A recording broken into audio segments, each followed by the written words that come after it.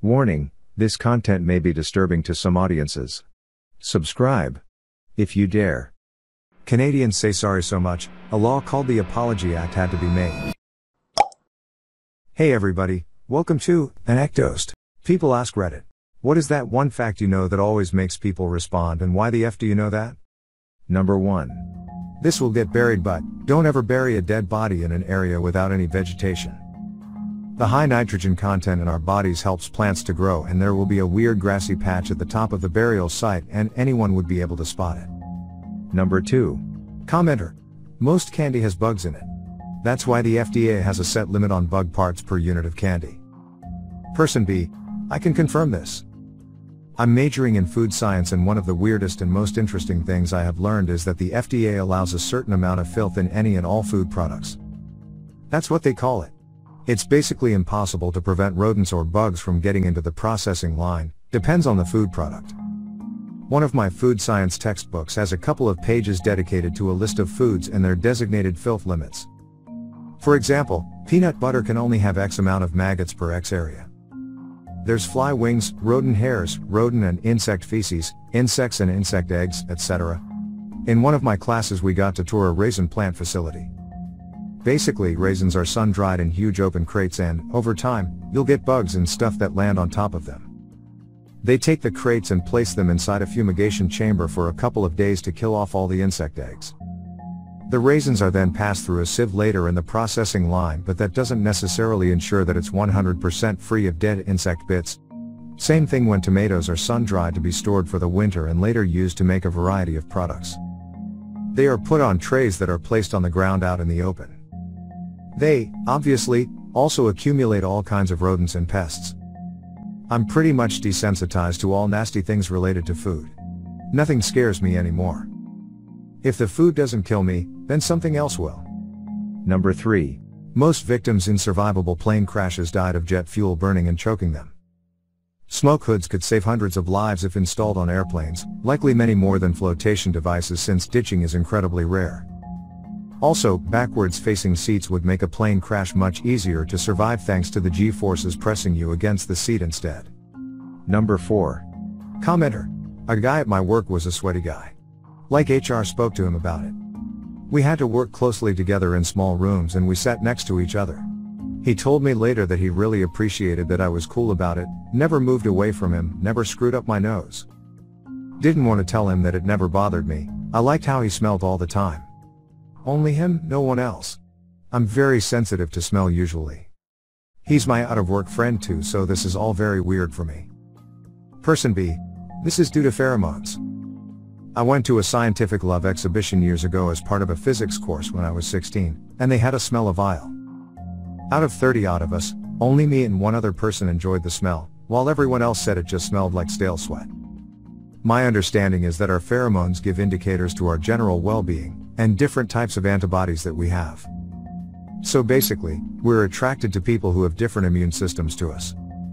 This is an ecological advantage we have because it means that any offspring, in theory, should have a stronger and more varied immune system and thus have a better chance at survival. Number 5. Commenter. You can get prescription methamphetamine in the US. Trade name Dazoxin. Used for extreme ADHD or extreme obesity. Cocaine is commonly used on small children in pediatric trauma centers, since cocaine is an anesthetic and a vasoconstrictor. It is applied topically to control pain and bleeding in children that are too young to handle morphine. Person B. I got that when I was a kid. Went ass over tea kettle on my bike and landed on my face. The doctor used topical cocaine to numb the wound before he sutured it up. I was tickled pink at the thought that I was getting coke while my dad was right there. Person C. There's only one pharmacy in America that is allowed to produce cocaine, and they also make the coca extract for Coca-Cola. Number 6. Commenter. It's not blood when there's red juices coming out of meat during cooking. It's myoglobin, a protein that carries oxygen to the muscles. Also, it's okay to eat boogers, more drip down your throat than come out anyways. It's still gross though. My biology teacher was awesome. Person B. I thought the problem with boogers was more of an eating without washing your hands issue combined with a jamming dirty fingers into nostrils situation. More boogers drip down your throat, but I wonder how different they are in terms of bacterial/viral/fungal colonies versus the crusty stuff that has been hanging out near the front of your nose for longer. Person C. I haven't got time to look for the study, but apparently none of that matters. It's still good for your immune system. Pathogens' antigens don't change regardless of how old they are or how many there are, so the crusty stuff is no different, lol. I still think it's pretty grim though, since there's simply a lot of grit and dust that can't be metabolized or destroyed by an immune response, but the principle of acting like a sort of vaccine to pathogens still exists. Number 7. Commenter. If you fly a lot and want to be an asshole and never pay for a drink or food while in the air, use a credit card that is deactivated and declines. The Wi-Fi in the air doesn't pick it up until it's processed days later. Literally, you can do this every time. Pro tip, make sure the date on the card hasn't expired and it's free cabs and whiskeys the entire plane ride. Every single time. Source, I used to date a flight attendant. It's pretty common knowledge. Person B, you'd think if that happened they'd try to bill you for it after, since they know who you are from your ticket. Person C, I would agree, but I will tell you this. I worked for an airline for 8 years in the corporate office. The simple fact is logistically it's just too much of a hassle to go after people for a few drinks and a snack box. We literally just don't care. Aviation is a tricky business and we really only care about safety and on-time arrivals in addition to weather. We deal too much with cancellations and late arrivals to give a shit about someone who didn't pay for a glass of wine. Also, flight attendants just give shit away to people they know and employees who are flying off the clock in general. It's just standard knowledge. Again, I'm not advocating, but it's a thing. Person D, so. I just take my recently deactivated card on the plane with me. Buy a glass of wine, and then the transaction doesn't decline but goes through at that moment up in the air, and then declines later. Number 8. Canadians say sorry so much, a law called the Apology Act had to be made. The Apology Act, passed in 2009, is a direct result of Canada's overuse of the word sorry. See, once upon a time, lawyers in court were probably able to establish guilt quite easily. All they would have to do is prove someone apologized at the time of the incident and presto. The verdict would swing in their favor. Of course, in Canada, such a trend would create massive problems, as everyone says sorry whether they are at fault or not. That's why lawmakers cleared it up, stipulating that an apology of any kind means an expression of sympathy or regret and not an admission of fault or liability in connection with the matter to which the words or actions relate. Canadians probably know this one, but still, it's kind of funny. Number 9. The common housefly always takes off up then slightly backwards. They can also only compute one vector at a time. Place both hands slightly above and behind a fly. Bring your hands together quickly and the fly will fly right into your hands. Works almost every time. No idea where I learned this, but it's super effective. You can also use this technique to grab them one-handed by predicting their flight path. Number 10. Commenter. The best way to clean up blood without leaving a smell is salt. Just put salt in scrub, the salt helps the blood clump into pieces, making it easier to clean too. About taking it off close, mix 1 part baking soda with 2 parts cold water in a bowl and dab onto the stain using a cloth. Leave for 30 to 40 minutes, then wipe off all remaining residue. To lighten dried-in blood, simply rub half a lemon over the stain and sprinkle some table salt on top. Person B. When it's still fresh, pour hydrogen peroxide on it, then blot immediately. Number 11. Most movies with Bill Murray that involve him having a lot of screen time are filmed backwards in scene order. Bill has a tendency to get grumpier the longer the film goes on, so in cases like Groundhog Day, where he's a jerk at the start and is nice at the end, the team will shoot the end scenes early on in production so Bill's reactions are more genuine. Number 12. The word mama is the oldest surviving word in English which hasn't changed.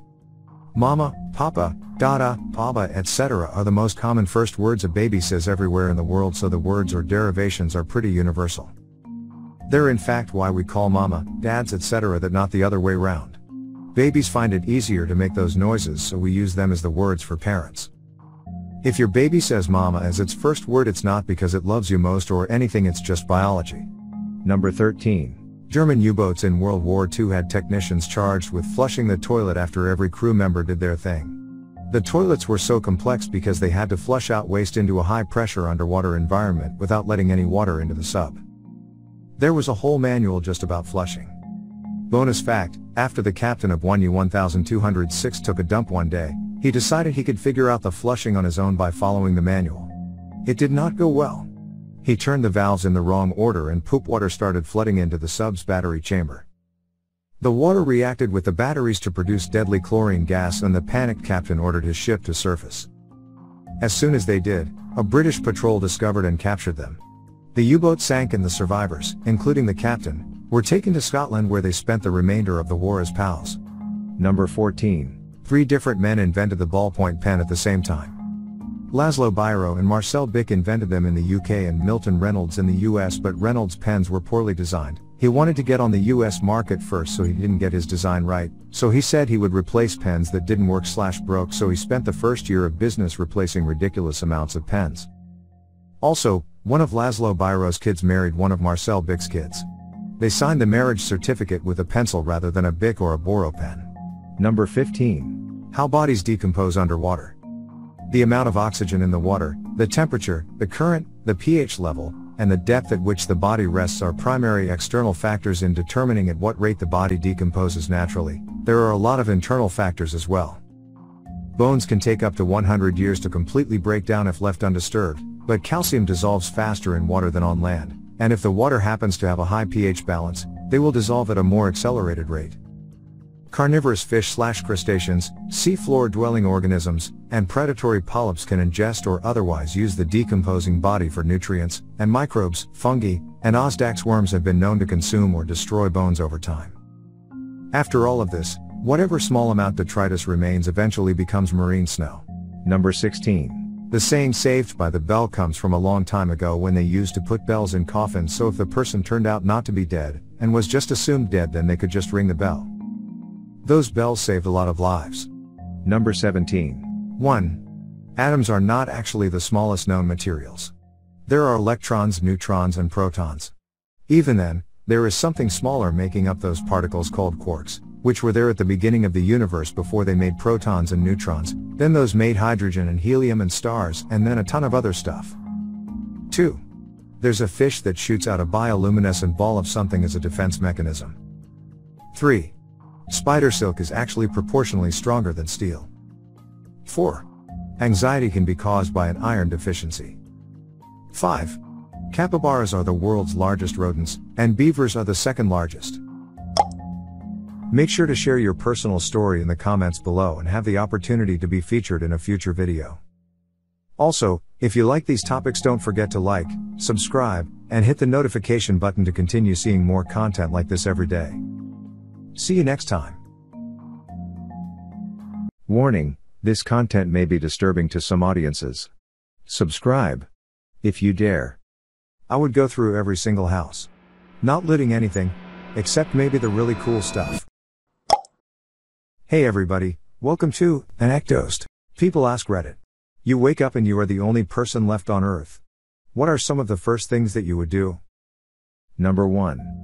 While infrastructure is all still up and running, download a text version of Wikipedia and a map of all known nuclear power plants in North America so that I know where to avoid after a few weeks. Steal a bike, steal a car big enough, and just travel around for a year seeing shit like the White House, Area 51, go nuts in the Met's medieval weaponry section. Ditch the car, bike, and find a new car as needed. Along the way, scavenge for things like food/clothes, solar chargers, etc. Grab a gun and plenty of ammunition to protect against feral or rabid animals, and find a dog or two to bring with me to keep myself sane. Figuring that the 1-year mark is when gasoline will start going bad, at that point make my way to a Northern California fishing town to settle down. Just drive up the coast until I find a place I like. Stockpile dry/canned goods, fishing and camping gear, and make a life for myself until I get bored with the books in the local library. Number 2. I wake up, know that I'm the only person left on Earth, and know that I'm not insane. I cry a lot, because I am going to miss a crapton of people. After some hours I get up, rake into a supermarket and get some crucial supplies. I get drunk, masturbate outside for the first, definitely not the last, time. After a couple of days of depression I start with getting myself more supplies, download some porn on one of my hard drives before the internet collapses. I then travel to the National Library, where I will spend the rest of my days.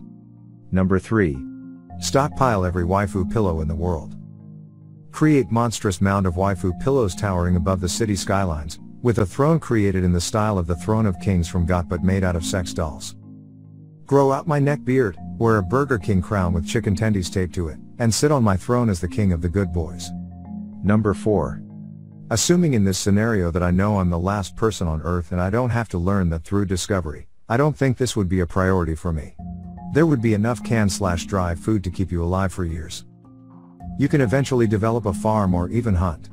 Preserving a bunch of fresh food seems unnecessarily luxurious, and it would only last so long, especially if local power and cold room storage went out. Keep in mind, the electrical grid and internet infrastructure will fail, depending on where you live, in a matter of hours/days/weeks. I would immediately get to a computer and download the entirety of Wikipedia to multiple flash drives, and print as many documents as I could on farming, hunting/meat prep, engineering, masonry/carpentry, electrical, especially solar and AC/DC wiring, water treatment, heavy machinery, along with videos and tutorials. Number 5. I would sorely depend on solar and wind energy. Finding some solar panels and a good amount of batteries I can use to store the energy. Sun power will not run out as long as you do not live in the Arctic cycle. Even better if you got your hands on generators so you can use water/wind power. Number 6. Immediately going through every single house I can humanly go through. Not looting anything, except maybe the really cool stuff, but mostly just to see how other people lived, how they decorated, their house design, etc. Number 7.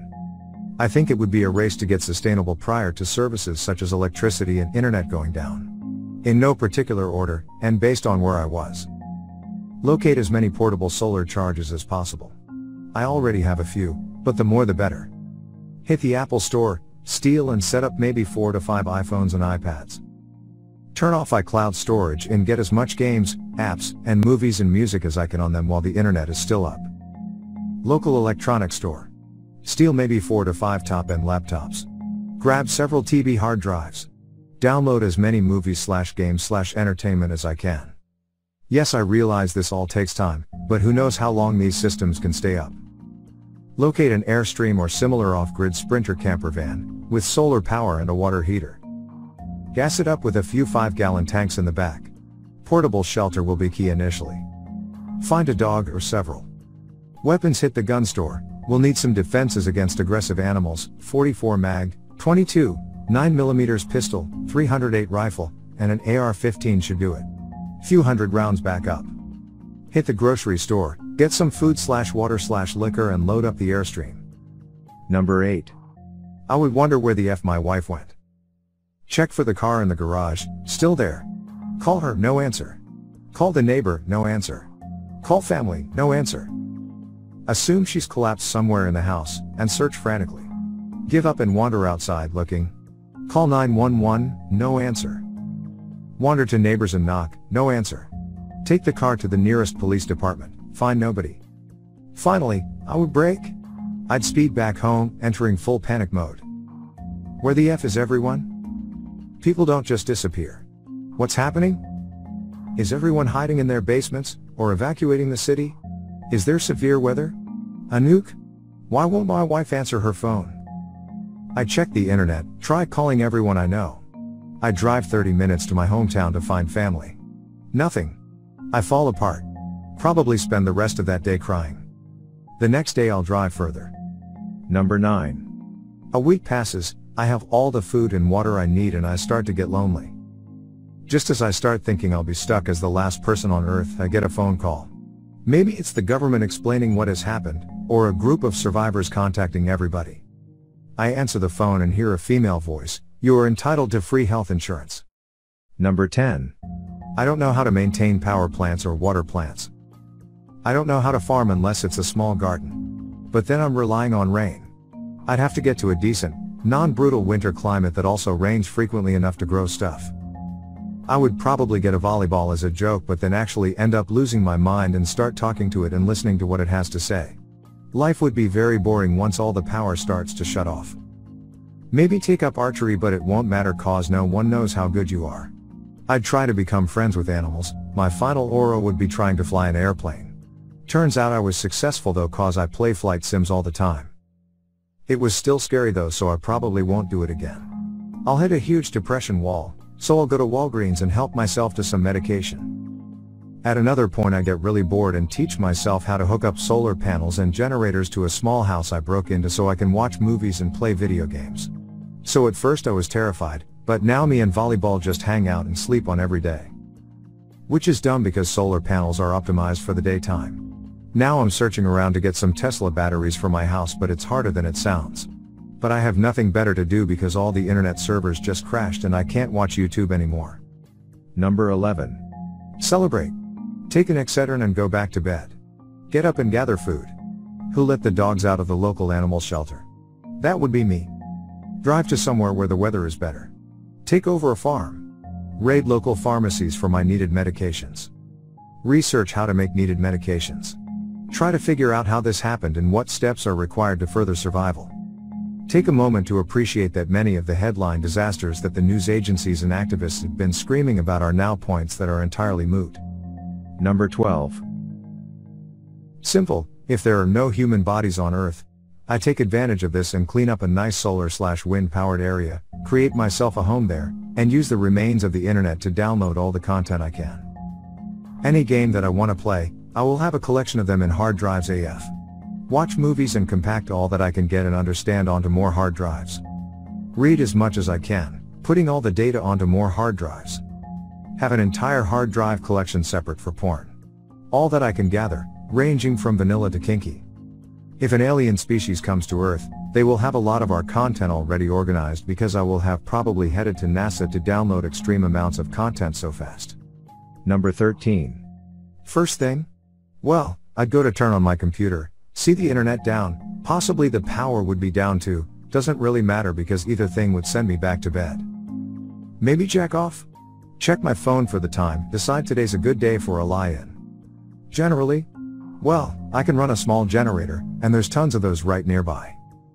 Job 1 would be food/water, but where I live everyone vanishing would mean I'd have a supply I could never use up that will outlast me, and that's just within walking distance, so non-issue. I'd probably just travel the continental US, north and south by season, stealing gasoline and coal and what have you to get power and play video games until I die, I guess. Be very disappointed at the lack of new releases, and if the internet was down immediately be absolutely effing furious that I didn't download as much shit as I could. Still, I could probably break into nice houses and things and find a computer with a torrent program still trying to seed the complete libraries of lots of older systems, and anything newer I could treat as a scavenger hunt. Number 14. I'm loving the US bias here. Not disparaging the US, but here in the UK things would be a bit different. We wouldn't have mass predator outbreaks as we simply lack the predators. Foxes maybe. Deer could be a problem, I guess. On the flip side, there would be some effort involved in getting a gun. Find the nearest army base would be my guess. Major police stations might work too. Depending on timings and such, there might be enough of the grid working for a while to provide electricity. Without people I don't know what the drain would be, but we have a solid chunk of renewables now.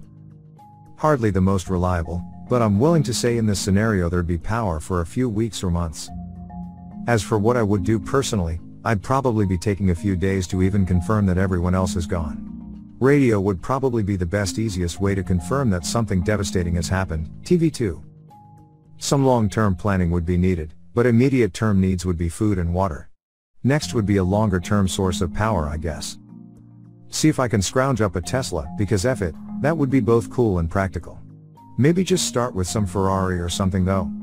Number 15. Eventually start venturing a little outside my comfort zone to find more stuff to watch/read/do. If I think about it, I'll try to find a sperm bank and rescue some sperm and start trying to have children with a diverse number of sperm donors so when they grow older there will be some diversity. Oh yay, early on save some non-spayed or neutered pets so I'm not alone till I can have children. A very real problem will be finding a pharmacy with my medication in stock so I don't go crazy before I'm able to have children. Start a garden cause food is going to start spoiling. Be sad I won't be able to eat frozen dinners anymore. Number 16. I live in a small town. So I would go house to house shutting off all propane tanks and breakers to prevent fires. I would release any pets I find along the way. Once the town is secure I am heading to Reno to get a Tesla from the factory. There is a solar power plant about 20 miles from my home, so power shouldn't be an issue unless the lines go down. Next is to get a diesel truck, a couple generators, and then drive a tanker of diesel fuel to the house.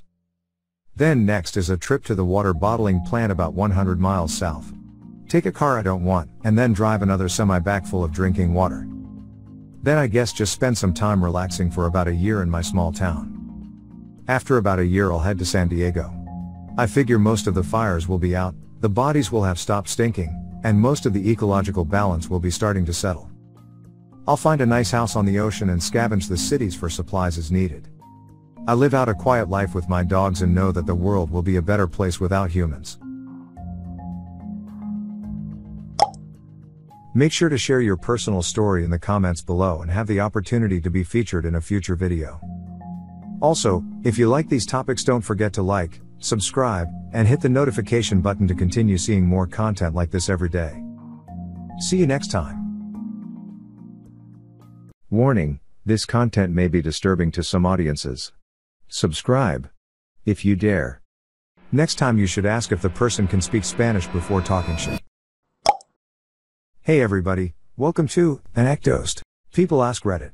Multilingual Redditors, what is your they didn't realize I spoke their language story?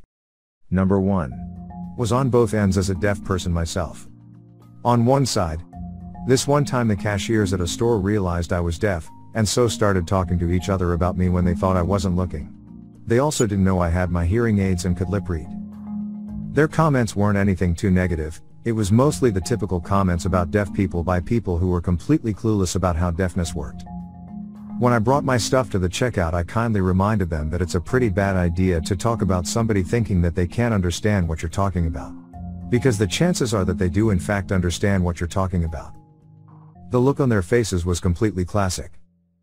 On the other side, one time my best friend and I were people watching at the mall, and we randomly started rating the men around us. In sign language, of course. There was this one dude sitting near us and we started rating his looks and his body. I said that he looked like he had a nice butt, and that his eyes were really beautiful, with the color of the deep ocean. So I rated him a 10/10. Then he came over to us, and then told us in sign language, "Thanks for the compliments, ladies. You really made my day, ha ha." We were both so shocked and embarrassed. Hey. Number 2. I was on a tour bus with my grandmother going to a luau in Hawaii. My grandmother spoke fluent Italian as both her parents were Italian immigrants. Two young women behind us were speaking to each other in Italian, probably assuming none of the other tourists could understand them. My grandmother told me, I don't speak but a few words in Italian, that they were insulting everyone on the bus. She let it go on a while but just kept getting angrier and angrier as the ride went on. Finally she turned around and told them off, telling them they should be ashamed of themselves for being so rude. They looked so embarrassed and apologized to her profusely. Getting told off by a grandmother on a tour bus was not what they expected. Number 3. I was looking for something in Target and asked an employee for help. She was busy stocking shelves and I kept trying to verbally get her attention. When she finally noticed me, she mouthed, "I'm deaf." I set my stuff down to free up my hands, introduced myself, and asked her where what I was looking for was in American Sign Language. Her face completely lit up, and I'll never forget it. Communication is major for deaf people because they are unfortunately often excluded from the hearing world, which is probably why this lady reacted the way she did. Though this was minor, it made a huge impact on me. This instance made me fall in love with sign language all over again and realize how communication is a basic human right that many people do not have or have limited access to. Number 4. Was in Germany, and a middle school teacher asked me to come in as a guest for one of her English classes. The teacher introduced me, I said hello and that I was from the US and happy to be in their class. The teacher said, "So do you have any questions in English for an American? What do you think an American is like?" One of the kids near the front says in German, kind of under his breath but definitely loud enough that most of the class can hear, "Fat and stupid." The kids laugh, the teacher turns bright red. I don't know what to do, so I just say, "Of course, many Americans can speak German in German." The kid almost shit himself. He looked like a baby deer that had wandered on stage at a Beyoncé concert. I thought he was just being a dick and had intended me to understand what he was saying.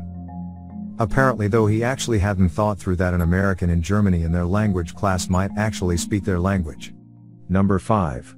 I'm fluent in Spanish and was in a bank line in Lima, the capital of a South American city, and these two early middle-aged women were in front of me having a mostly quiet chat. One was telling the other about this new young guy at work she was banging and describing all the crazy sex they were having, going into detail about all sorts of stuff. The other wanted to know what he looked like and she was kind of describing him badly, and she kinda did a sly look around the bank, waited a few seconds and said in Spanish, "He looks like this guy behind us, but with blonde hair, much better looking and a much better dresser." She did a good job of not gesturing towards me when she said it, but it didn't stop me from hearing it. So she goes back to discussing details about hooking up with him at work and they don't notice the line has moved, and so without a warning throat clear I just say, "We all love the details back here, but can you move forward?" She went white as a ghost, and they didn't really talk for the rest of the wait. It was hilarious. Number 6. The people at the Chinese food place on my campus spoke Chinese to the door exchange students. But even though I spoke Chinese, I just always spoke English to them since I have an accent when I speak Chinese. But one day I got all the meat and no rice since I had a rice maker at home. And when I was paying, the lady said to the person beside her, "Fat ass wants meat, no rice." And I responded in Chinese, "Actually I have rice at home." They didn't charge me for the order and started giving me a bit extra whenever I go there. Number 7. I went to a psychiatric emergency ward once and asked for help and if they were comfortable to speak English. I understand Danish but have a hard time making myself understandable in it and didn't really feel like an idiot at a crucial time of my life. I stayed there for 4 days without anyone realizing I knew what they were saying about me right in front of me. 2 of the nurses thought I was cute. 1 doctor thought I was lying all the time. A patient thought I was a spy for the staff. A lot happened in those 4 days. It made my stay way more enjoyable than it should have been. Number 8. My girlfriend and I live in Ottawa, Canada. I grew up speaking French my whole life, and she knows enough to understand others speaking. We were in a restaurant, which was relatively empty except for us and another very French couple at a table nearby, close enough to hear their conversation. Eventually the other girls started talking about my girlfriend's clothing, saying things like mauvais choix, bad choice. I suspect they were visiting from Quebec and just didn't realize that most people here speak a bit of French, but as we were leaving, I turned to them and said bonne journée. Good day. The look on her face still pops into my head occasionally and it makes everything feel right in the world. Number 9. Cable guy here. Being a white guy, most people don't realize that I know how to speak and write in Spanish. I run into so many situations where I can run under the radar and just do my job without someone knowing that I can understand them completely. Every once in a while I subtly let them know that I can understand them. I was doing an installation at a house where the family only spoke Spanish and the order requested for a Spanish-speaking tech. I showed up to the door, the husband opened the door, and automatically assumed that I couldn't speak Spanish. His English was near perfect and he greeted me, showed me around and where he wanted everything. He let me do my work as he walked into the other room where his buddy was and automatically started talking shit about me. I can't believe they sent a effing white guy who can't speak Spanish. I specifically told them to send someone who can speak Spanish so I didn't have to deal with this bullshit. He's going to be lazy as F and not do the job right. I bet the asshole is going to expect a tip after doing a shitty job and I'll have to fix it myself. The dude went on and on the entire time I was there, talking shit the entire time. At the end of the appointment, I was pissed. I didn't show it, but he thought it was funny to talk shit in front of me, smile on his face while acting like he wasn't saying anything about me. So, I looked at him, told him in Spanish, "Your installation is done. If you have any questions you can call the company yourself and they'll be able to get someone who speaks Spanish to help you." He looked at me with a shocked expression, so I continued. "Next time you should ask if the person can speak Spanish before talking shit." His buddy hit the floor laughing as I left the customer standing there feeling like a jackass. Number 10. When I was teaching kids in Japan, I would only respond with English only to their Japanese. I did this for a few reasons. To make them think I didn't speak Japanese. To make them use English more. So I could scare the crap out of them once I decided to speak Japanese. Some kid in English school didn't do his homework. When I asked him for it, he told me in English that he forgot his book. He then turns to his classmate and says in Japanese that his book is in his bag and he didn't do his homework because he couldn't be bothered. I said nothing. At the end of the class, his mother is waiting in the reception, along with my Japanese manager, so I tell the manager in English that he didn't do his homework. I hear the conversation between kid and mom, with him giving the same forgot bullshit. So, I just say in perfect Japanese, "Why are you saying you forgot the book? When I asked you in the class, you told the other student that it's in your bag and you didn't do the homework. because you couldn't be bothered. I'm sorry, didn't you know that I could understand Japanese? Mom opens the bag, finds the book, smacks the kid in the head with the book and tells him to sit in the reception doing his homework. Kid cries. All is good. Number 11. My mom's a linguist and speaks about 15 languages fluently, and as such, I picked up a couple along the way. Most of my childhood was spent in Germany, so I have a firm grasp of the language, which doesn't really seem to match my appearance. I'm a 6 feet 3 inches, 220 pounds, black man, who speaks German. Now this isn't too uncommon a sight in Germany, but in North America, I'm a effing unicorn. So I was standing at the bus stop one day in the heart of downtown Toronto, and there were these two 60-something-year-old German ladies who were not having a good time. They were trying to find the art gallery and were fed up with the fact that they were having such a shitty time navigating because their English-speaking children had left them alone for the day. I didn't have anything particularly important planned for that day, so I turned to them and said something to the effect of, "You know, our city has a lot to offer if you know where to look. Would you two like me to show you where the gallery is, and a couple places you can get lunch along the way?" They nearly fainted. They were so happy that they found someone who spoke German and couldn't stop taking pictures with me to show their family the guy that saved their day. I walked them to the gallery and gave them a bit of an impromptu walking/bus tour along the way. That was the day I gained 2 omas. Number 12. I once interviewed for a part-time school holiday job, together with a good friend of mine. My friend is Chinese, the majority race of the country I live in. I, however, am quite clearly not. The first thing the HR manager says when he sees me is, "We need someone who speaks Mandarin," a criterion not stated anywhere in the employment ad, and which subtly translates to, "Chinese candidates preferred." My friend, while ethnically Chinese, speaks little to no Mandarin. I, on the other hand, speak it rather fluently.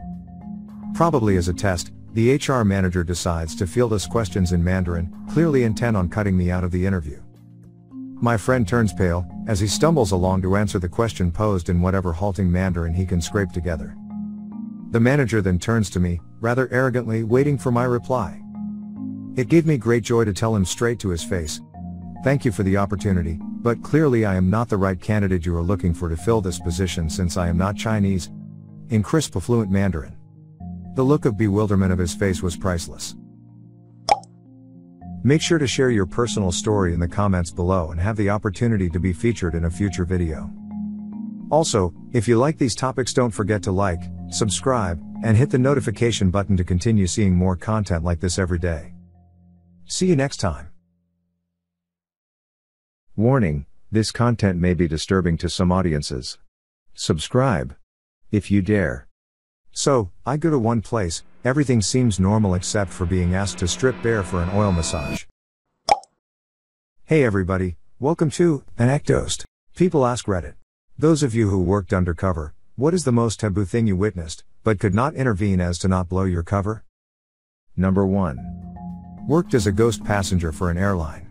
Basically I flew around and graded the flight attendant's performance. While still parked at the gate with the door open, one flight attendant began berating passengers who were using their smartphones, which was completely permitted at the gate. She threatened to have the person in front of me thrown off the plane if she didn't put hers away. She also threatened me. After we left the gate and were taxiing to the runway, I looked back to see her sitting in her jump seat, using her phone. Took a photo of it and included that in my report. She initially denied using the phone and claimed I was being unruly on the aircraft. After she saw the photo, she changed her tune. Number 2. A trafficked woman overdosed on Xanax and God knows what being thrown over a shoulder to get her to her private porn shoot at 3 a.m. at a motel. I had to help do her hair and makeup while she was unconscious in the back seat. I still cry to this day thinking about her, and many others. But she was one of the women held in that house that was prostituting for years on her own. She'd seen worse and chose worse. If I stopped it then, the young innocent girls taking ads for Hot Girls Wanted, free trip to Miami to be a model, 1K a day, would have not been screwed. The guy is still trafficking and exploiting young naive women. He just changed his house and agency name once the FBI came in randomly. We did not call them. The US only wants to go after the ones that have women under 18. He gets them at 18 in one day. No joke, he'll make them wait an hour or two to board their flight to make sure they're legal. I was told to pull out once they realized the girls being drugged and raped were over 18. I have nightmares every night about it. Some of those girls have never been seen again. Number 3. I was running a wire. We were looking to arrest a guy who beat a 2-year-old so bad she had broken femurs. We wired up mom and had her go to the boyfriend's house and try to get him to confess. Mom started out great, led the boyfriend along and started to effing blow him. He then F her. The man who beat her daughter so badly that she was life-flighted. She F him on wire. I was punching my dashboard and wishing I could arrest her as well. It was awful. Number 4. Helped manufacture methquinone so that I could get arrested with the suspects and spend time in the cells to discover how the drugs were being brought into the prisons. Was recruited due to my work circumstances, age and environment, had to change provinces when I was finished with the deal.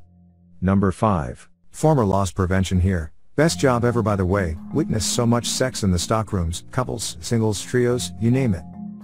We had cameras everywhere of course, especially in the stockrooms due to rampant employee theft. We had countless hours of employee sex on tape. We couldn't reveal the cameras, which would tip off the thieves, so all we could do was watch. Number 6. I worked as a HIPAA inspector for a bit. Shit is scary. I'd go in and say I was looking for my mom, that they called me because she was in an accident. I was in my early 20s.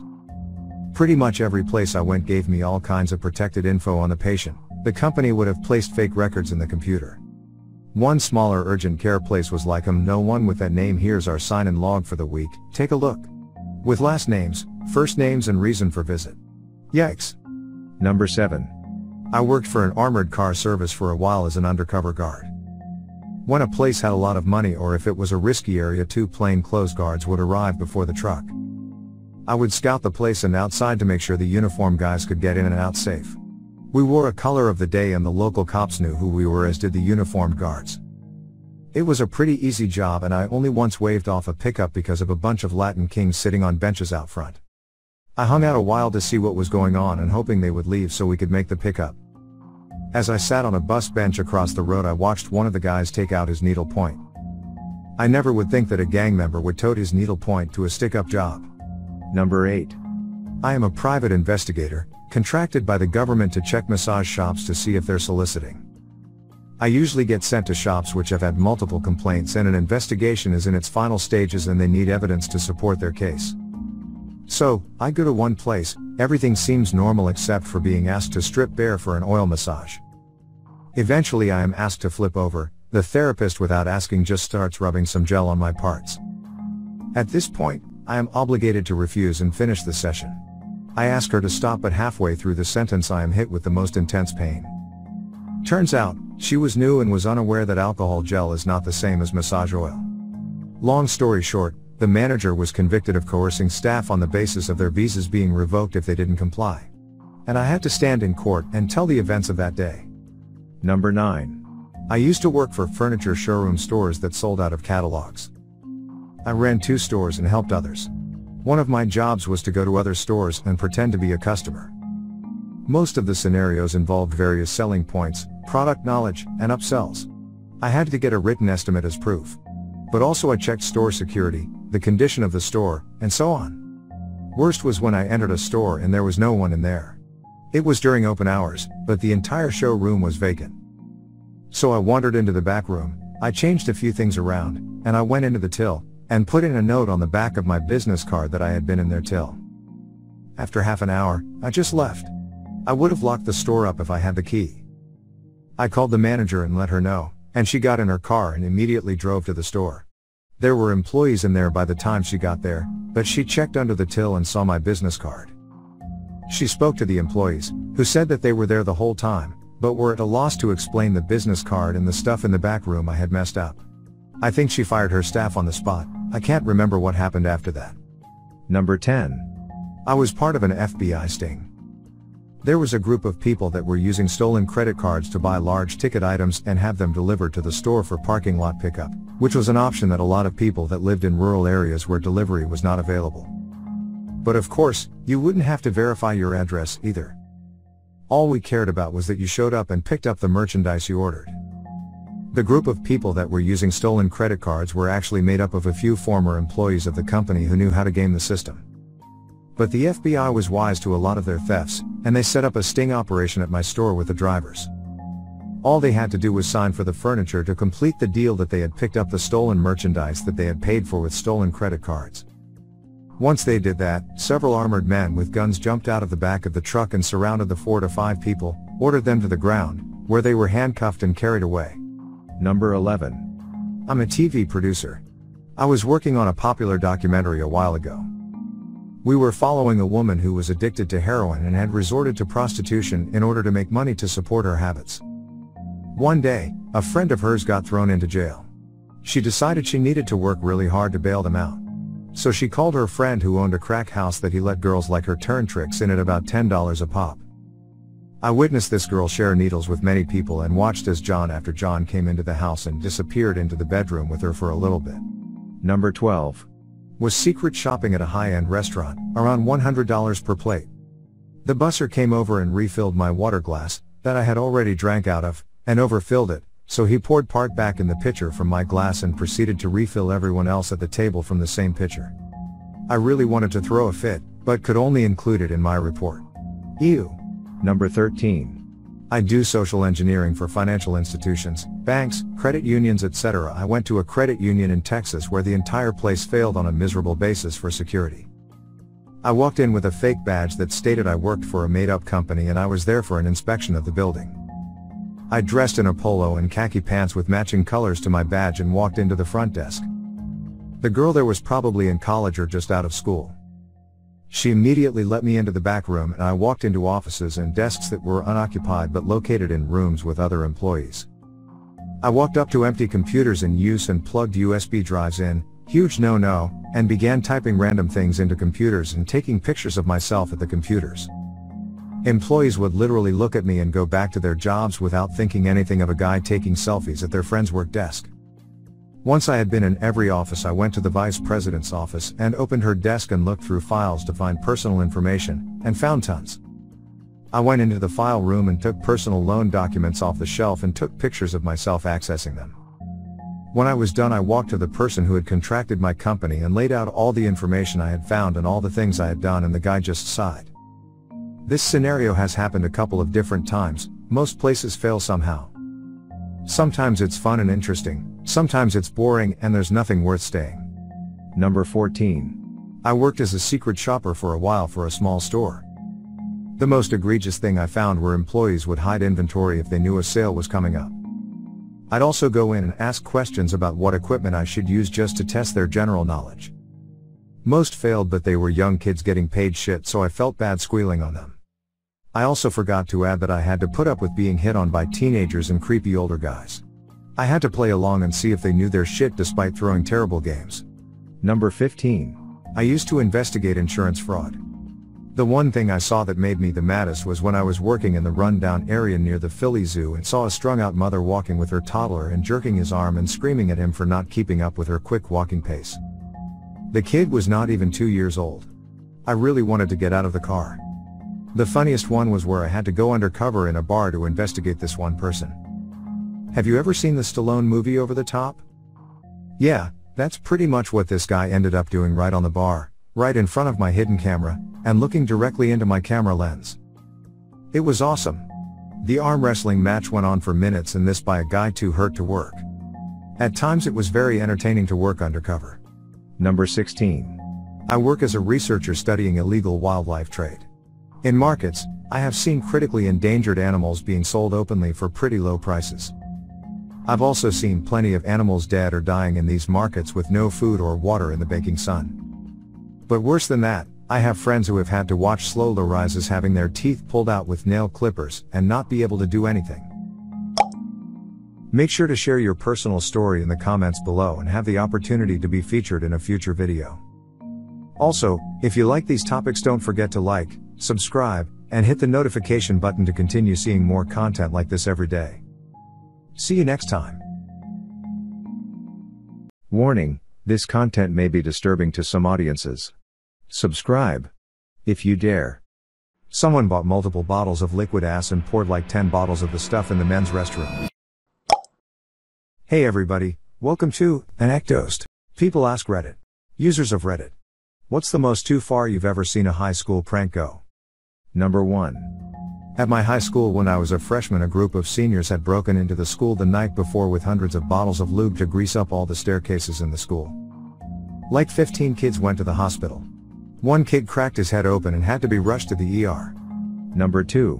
Dude in my school had a crummy old car that the lock was broken and could easily be put in neutral and pushed around. The steering is still locked, so mostly kids would push it into a parking space ahead or behind of it. One day they pushed it and it got away from them and it damaged a teacher's car. The kids owned up to it, but considering the owner was so sick of his car being messed with, he called the police. Turns out moving a car a few meters is considered vehicle theft around here, and 3 kids were charged and expelled. Number 3. Worked in a meat lab in college. Freshmen would tour. We electrocuted pigs mostly, but a rabbi would come so we kosher a few. Kids watching us work, give the electricity to hog, legs jerk hard, gate comes open, hog not dead and starts to run. Boss jumps on it, yanks back head and slice throat. Blood sprays all over kids. Not our best day. Some kids started puking. I cleaned the whole damn thing up. I'm not kosher. The lambs were why? Who knows? Point is, we referred to cutting a neck koshering. The fact he koshered a pig makes it even more funny now. Number 4. At high school, someone in my year group decided it would be a funny idea to run and tackle a bin that was leaning on a pole. He then pretended to be unconscious, and as the group of students watched on, rumors started to go around that he jumped off the second-story walkway and tackled the pole in the air and then fell towards the ground. He continued to pretend to be unconscious, and as soon as the ambulance arrived to check on his injuries, he suddenly jumped up and ran off into the distance and out of the school. Number 5. A couple of underclassmen crashed a wholesome senior prank and ruined it.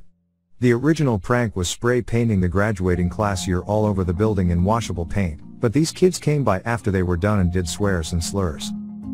The graduating class almost didn't walk until parents kept complaining that their kids wasn't at fault. They ended up having to do whatever they did to cover up the writings, and there was still a pillar with a dick on it for a few weeks after. Number 6. Someone bought multiple bottles of this stuff called liquid ass and absolutely poured like 10 bottles of the stuff in the men's restroom. It was truly the smell of putrid rotting dead elephant shit. It was horrendous. If I smelled a dead body, it would be the second worst thing I've ever smelled. It was that bad. Our poor janitor was assigned to clean it up, and so he walked in and immediately projectile vomited all over the bathroom and quit the job on the spot. We were now out of janitor, and the mess now had the new addition of vomit on top of 10 bottles of liquid ass. It took a while to find a new janitor, so the vomit just sort of sat there for a week, and it was basically a biohazard at that point.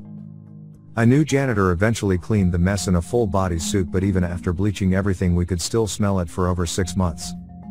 They had to permanently remove the front door to that bathroom. Number 7. Going back about 15 years ago, a group of 10 to 13 senior kids decided to raid our community school and literally rip off all tube lights, bend all ceiling fans, smash some walls, etc. There was quite a substantial amount of damage. At that time, CCTVs weren't all that famous or used, so it was difficult to identify, but luckily there were some eyewitnesses, and the boys and their parents were immediately summoned. Kids suspended and parents were asked to foot the bill. Oh. And the kids were named and shamed in front of the whole community. Number 8. This was actually in middle school. The bathrooms had particularly low ceilings. One day some boys went into the girls' bathroom during class time, I guess when the least amount of people would be in there, and somehow managed to get a chair up into the ceiling tiles. Many girls knew they did this, and we all thought it was pretty funny. We forgot about the chair for like a week until it came crashing down onto a girl who was using the toilet. This girl was very frail and super underweight. It came down and knocked her out. The school went on lockdown while the paramedics took her to the hospital. She was fine. They locked the bathrooms the rest of the year and only opened them between classes. Many kids would go to the nurse to use the bathroom when they couldn't hold it in class. Number 9.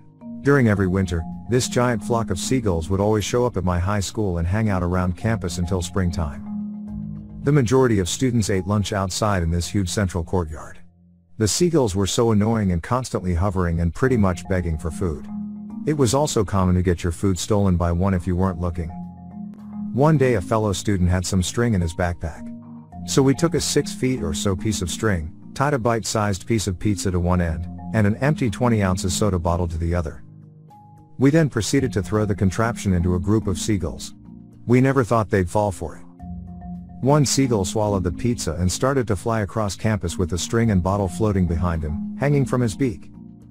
The rest of the seagulls freaked out and were flying behind him as if they were chasing him.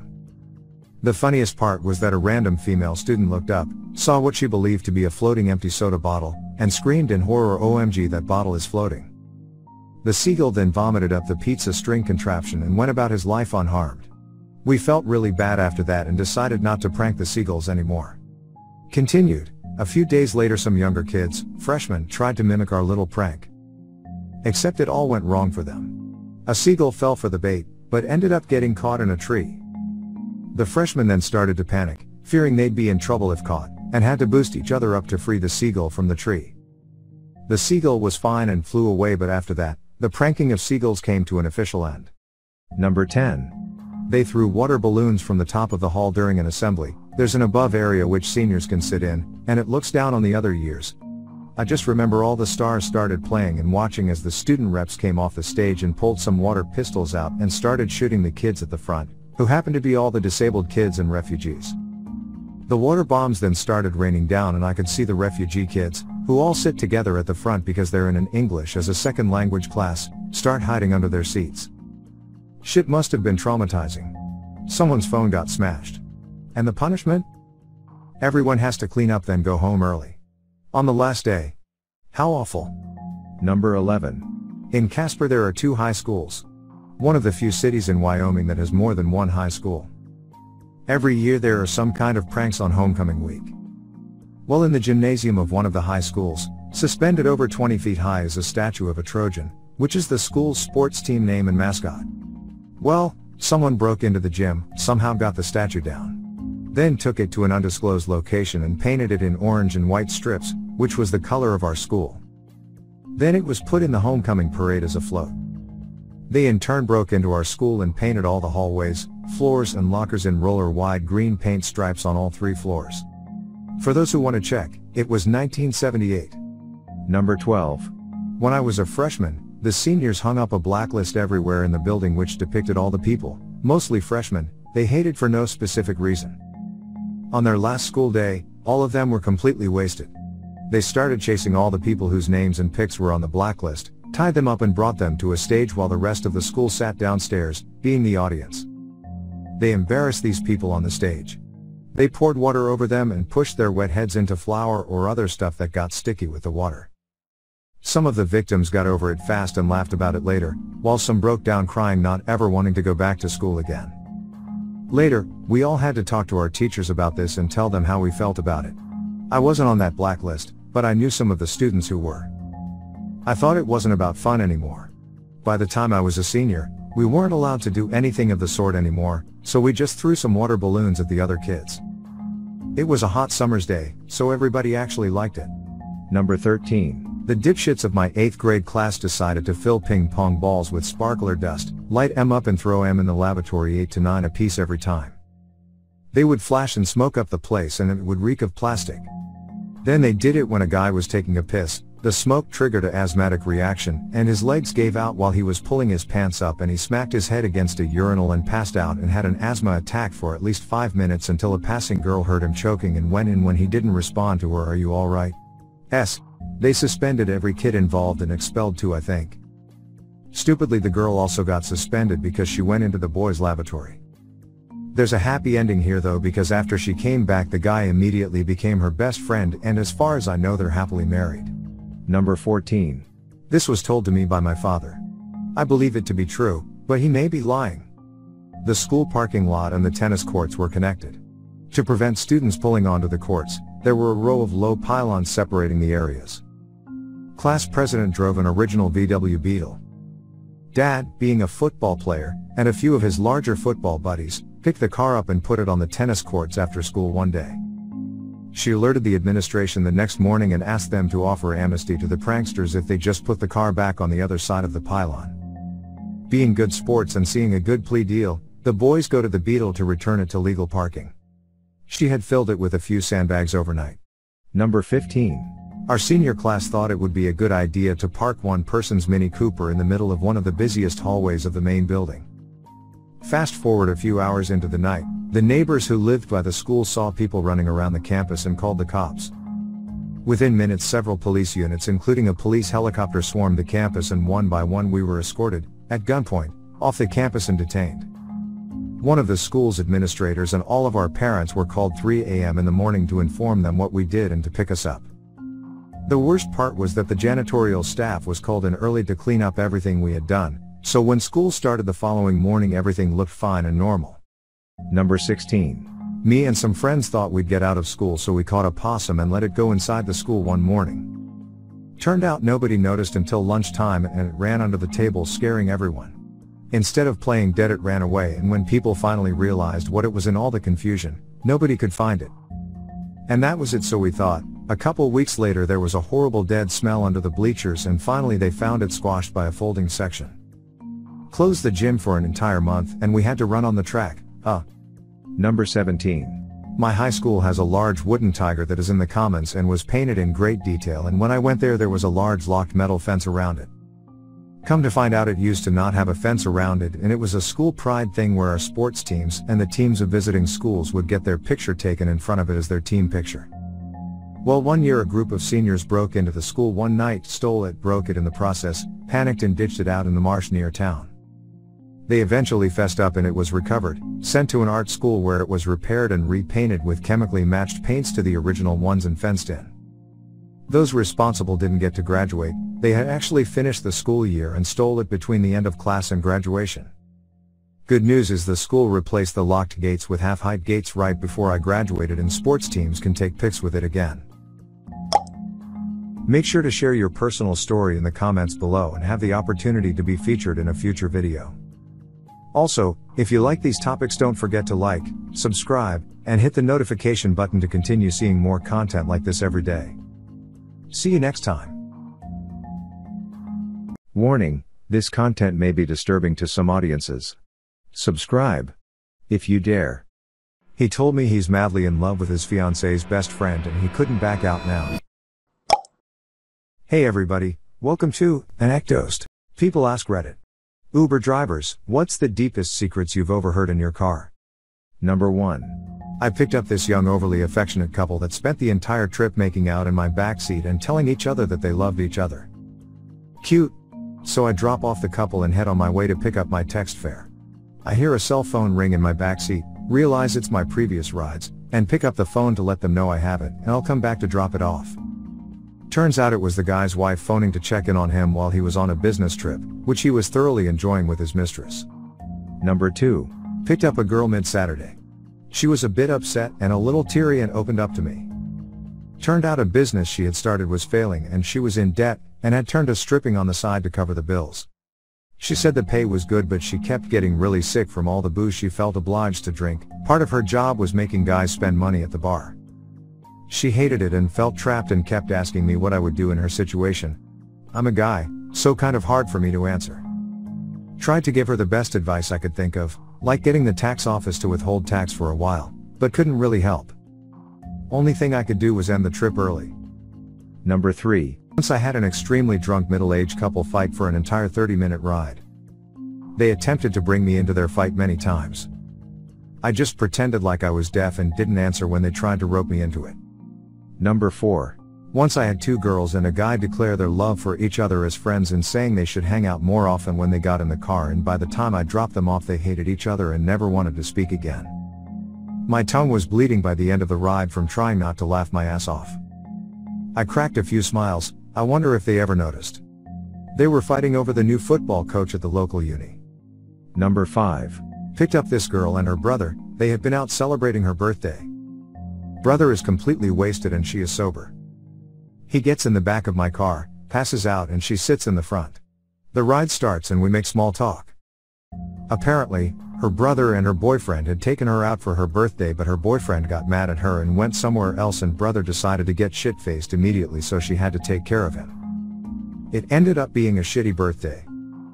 On top of that, she told me her boyfriend was verbally abusive and made her feel really shitty all of the time. I basically said stuff along the lines of, you need to watch out for your own happiness and your so should be making you happy, otherwise I don't see the point in having a so. She started crying buckets and told me how her entire life, she never realized that She always just assumed that boyfriends/husbands have the right of way, as she put it, and that she never even considered that she should be happy in a relationship. Maybe that stuck with her and she's moving on to better and happier things. I'd like to think so. That ride ended with me helping her drag her brother out of my car and up the steps to the house. Number 6. Former Uber driver here.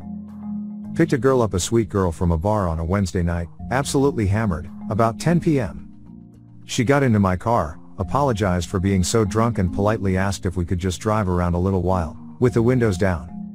I was prepping for a cleaning fee, trying to drive and pull a vomit bag out of the glove box, but no, she just did that airplane thing with one hand out the backseat window. She asked me if I had ever thought about dying, to which I replied, yeah, I guess so. That's when she told me that she had cancer. It was in her brain and it was too far gone to consider chemo. I remember my heart just pounding. She told me she was dying and she was going to be okay. Tonight she was celebrating with her work friends who threw her a going away party. She told them she was taking a position abroad. I just didn't tell them that abroad was heaven. Jesus. Effing Christ. I turned off my app and cried my ass all the way home. Number 7. I picked up a guy in a suit at around 6 p.m. on Tuesday near Venice, California. He told me to take him downtown, and per usual I asked if he had a preferred route and he said, no, whatever is quickest. We get going and the usual banter begins. So how long have you been driving for Uber? Me. 1 year or so. It's a great job. He says. Oh cool, where do you stay? I answer. In the valley. And he says. Oh nice, nice. So, how long have you been driving for Uber? I paused and kind of half smiled, thinking he was effing with me. He wasn't. So I answered verbatim. 1 year or so, it's a great job. He goes, oh cool, where do you stay at? This repeated 3 more times before I finally answered it differently, saying I just started, it's not for me. And him again replying, oh cool, where do you stay at? I answered one last time the original way, but then finally silence. By this point I was on the 10 highway, stuck in rush hour traffic. I look in my rear view and he is rubbing his head and hair profusely, like someone going through withdrawals. He took his suit jacket off and looked severely uncomfortable. I dialed 911 on my phone in case shit went down. He then out of nowhere yells in a deeper voice than earlier, F. And I said, sir, is everything alright? And he goes, where are we? I said, I'm on the 10 headed downtown, is that still okay? He goes, yes. At this point, by the graces of the universe, we ended up moving pretty quickly through traffic. Then, right before we exit off the 10, 2 miles or so from his apartment, he yelled again, where are we? I said, sir, we're almost to your house, is that still okay? And he goes, yes, that's fine.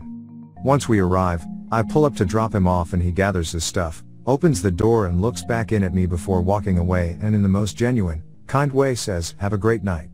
Watch out for crazy people. Honestly, one of the strangest, creepiest events ever. Subsequently, I bought a stun gun/taser, and luckily so, as this was just the beginning of several crazy incidents. So damn glad I don't drive anymore. Number 8. I picked up a guy from a gay bar and he was noticeably coming on to me. He then confessed that he was one of the founders of a very popular gaming company and offered me $2,000 to come up to his room. He also refused to leave my car unless I kissed his hand. Fun times. Number 9. Took this 19-year-old kid and what I assumed was his girlfriend back to her house on Pride weekend in San Francisco. They made out the whole ride. When I dropped them off, only she got out. He said, take me to Castro and 18th. I said, really? And he said, yeah, I only make out with girls when I'm rolling. Never a dull moment in San Francisco. Number 10. One time I had a group of 3 guys, probably around my age, mid-20s. They seemed nervous, avoided eye contact, and were pretty much silent from the moment they hopped in. I tried confirming the destination, asked how their night was going, etc., but only got muffled mumbling in return. As always, I worked the situation out in my head in a calm, rational manner. Something like, are these guys trying to rob me? Jack my car? Did they just kill somebody? Am I an accessory to murder? Do they have knowledge of the impending apocalypse? But as my paranoia routine winded down, I slowly started to realize what was going on. Between the beads of sweat, occasional jaw clenching, and finally, random giggle outbursts. These kids were tripping effing balls. Once it hit me, I called them out immediately and told them I was cool. They looked so relieved. I started blasting music, some Humphreys McGee I do believe, and they just started geeking out by that point. Fun ride. At the end of the ride, the guy that sat up front tossed me a bag of shrooms. Good times. Number 11. Driving around waiting for pings, get one at a popular bar. Pull up and a young woman flags me down, gives me her name, asks for mine, I'm her ride. Easy enough. There's a guy with her, they're both quite drunk. She says goodnight to him and gets in the rear passenger side door. Homeboy isn't having it, decides he's coming with. Starts trying to convince her, despite her saying she has work early, wants to get to sleep, but he's not taking no for an answer. It's getting a bit weird as he's getting more and more pushy/aggressive about it, to the point that she's clearly uncomfortable. I step out of the car, and say over the top of the car, hey man, if she says you're not getting at the car, you're not getting in the car. He looks over at me with hate in his eyes. I'm a bit tense, not knowing this kid's deal. He slams the door, walks away, talking shit as he goes, really? Talking shit as you walk away? What a hard ass. Get back in the car, girl seems a little more sober after the experience, and is shaken up over it. Take her back home, make sure she gets in safe. Not as scary or as weird as it could have been, but the dude gave off a bad vibe, and I'm glad he took the hint and F off. Number 12. Two 40-something guys who I picked up from a bar were talking on a phone speaker, and they were trying to make plans with a third guy who was at a party with a bunch of drunk 12th graders, exact words. One guy in my car asked if there was anyone younger there, another dude said dude really? Followed by silence, then he said effing sweet. Not sure as there was missing context, but it sounded like there were younger teenagers there already drunk and these older dudes were going to pick up. Number 13. One time I was driving a dude for a bit of a long trip. Was gonna take around 25 to 30 minutes. He wasn't hammered, but definitely a bit drunk. It was late and he must have been feeling a bit down, so he confided in me and asked me for some advice. He told me he's madly in love with his fiance's best friend and he couldn't back out now. He'd been with this girl 4 years, and engaged for 1, ready to be married in a few months. It was pretty sad to hear, because it wasn't just your average story. It was filled with a lot of subtle emotional and mental anguish. The guy went through about 5 years of ups and downs with his girl, and found an innocent friend and comfort in the best friend. After a few years, he developed feelings and it was just downhill from there. Felt bad for the guy because he seemed like he was truly in love with his fiancée too, although he had strong feelings for this friend. He knew that going through with the marriage meant a lifetime of being around the friend and suppressing feelings, but also breaking it off meant that he lost the girl of his dreams. Seemed like a genuinely nice guy, and I hope he's doing okay. Number 14. Drove Uber one night.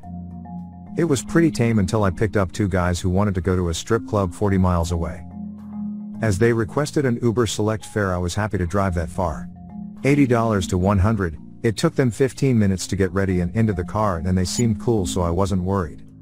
As soon as we got on the freeway, the guy in the passenger seat started asking about Uber driving and things got dark. After a few minutes he started saying shit like, what would you do if someone just grabbed the steering wheel and ran the car into the median, and have you ever thought about what would happen if someone in the back seat tried to strangle you while you were driving? I got a little freaked out and tried to lighten the mood by asking what they were celebrating, etc., but the one guy just kept at it. I was happy to get to the strip club and get them the hell out of the car. Bonus, the bouncer at the club gave me $40 for dropping them off there. Make sure to share your personal story in the comments below and have the opportunity to be featured in a future video. Also, if you like these topics, don't forget to like, subscribe, and hit the notification button to continue seeing more content like this every day. See you next time.